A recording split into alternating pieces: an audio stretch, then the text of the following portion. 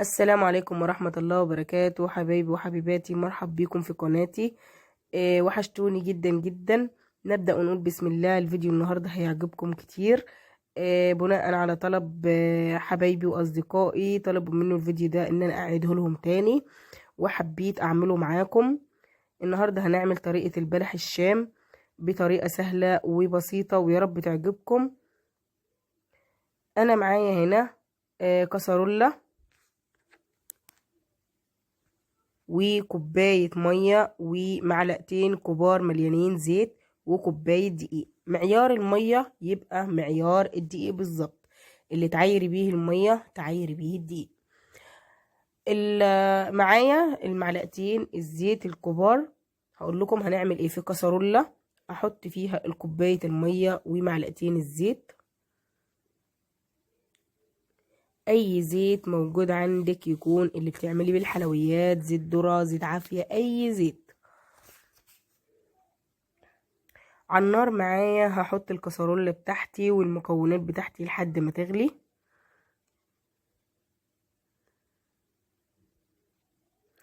هسيبها تغلي. اكون بحضر معايا الشربات بتاع البلح الشام او السيرب. معايا كوباية ونص مية وكوباية سكر، واضيفها مع النار واحطها على النار لحد الغليان. وبعد كده بحط عليها رشة فانيليا وعصرة ليمونة علشان ما يسكرش. هيكون معايا بعد ما المكونات بتاعتي غلت، هحط الكوباية الدقيق واقلبها كويس قوي، واحاول اخلط الدقيق خالص، ما يكونش فيها ولا حبيبات ولا اي حاجة، تكون معايا بقت مكونة عجينة بالشكل ده. بتسويها على النار. بعد كده باخدها معايا على المفرش بتاعي. طبعا المفرش بتاعي نضيف او اي حاجة، او ممكن تسيبيها زي ما هي لحد ما تبرد، ويكون معايا بيضتين بره التلاجة بحرارة الغرفة.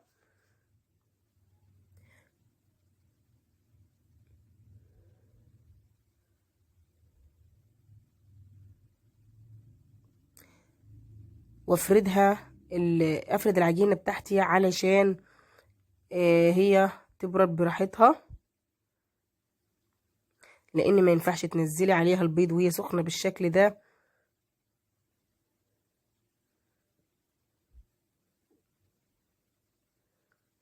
الطريقة دي سهلة وناجحة جدا جدا 100%، وان شاء الله هتعجبكم. وبسم الله ما شاء الله النتيجة هايلة وهتبهركم بجد، وتنفع منها وعلى فكرة ممكن تعمليها مشروع مربح للناس اللي بتبقى بتدور على المشاريع، او جايلك ضيوف، او ممكن حلوة تقدميها في عزوماتك، هتشرفك بجد.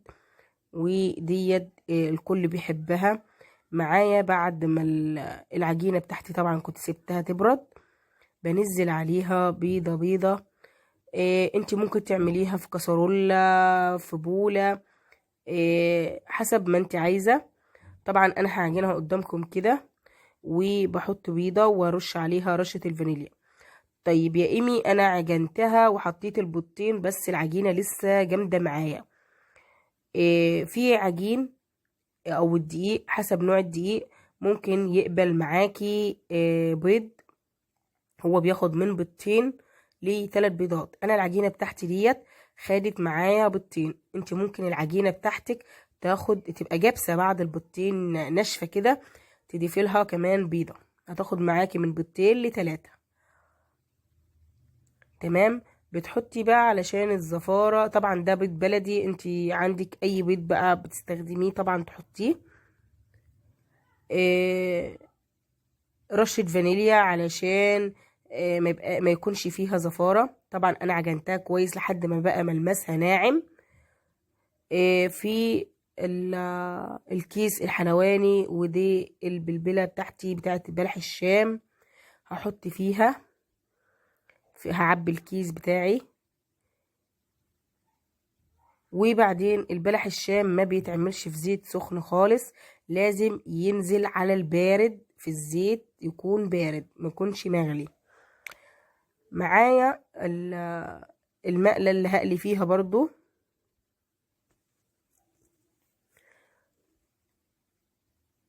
ديت الطاسة اللي فيها زيت. تمام، هنزل العجينة معايا. ممكن تبلي صوابعك زيت علشان تعرفي تقطعي بيها، او ممكن تقطعي بالمقص. بسم الله ما شاء الله، العجينة معايا ملمسها ناعم وجميلة جدا، وان شاء الله مش هتفك وياكي لو مشيتي على الخطوات دي، ومش مش يعني مش هتتفرفت ولا هتفتح وياكي في قلب الزيت ولا حاجة، بالعكس هتنبهري بيها وهتبقى جميلة. وهوريها لكم طريقتها هتطلع في الاخر شكلها ايه.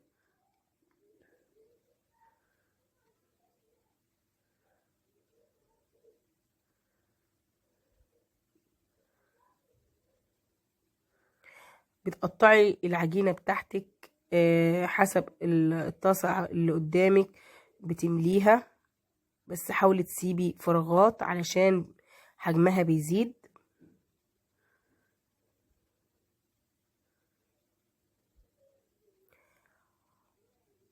الطريقة بتاعتها ما بتاخدش اكتر من 10 دقايق، وممكن تقل معاكي كمان مش بتزيدش.